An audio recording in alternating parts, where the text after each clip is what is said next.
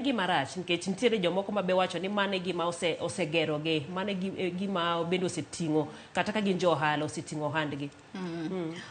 Bedo gi hola en gima ber sana. Bedo gi loan en gima ber. Ka inyalo bedo ni in ng'ama ji nyalo miyo pesa mang'eny, then in kama ber.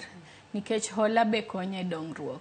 But iholo mana kama inyalo chulo. Yes, kama inyalo chulo. Nikech kiholo mang'eny kendo mohewi, to interest biro dwe ka dwe medore, ibopo ka in koro itiyone mana jogope. Ing'e nitiere sani jogo ma wat kuom hawi marach bende gise donjo e bugo machalo koda manero, gise kawo hola mang'eny, chulo tamogi, kata ineno ka koro weche obagni. Ere kaka ginyalo wuok e bugo no?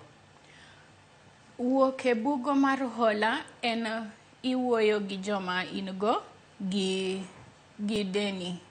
Koro ing'isogi ni wapang kaka anyalo chuli, nikech in isedonje hola ni, to yadh gowi en chulo.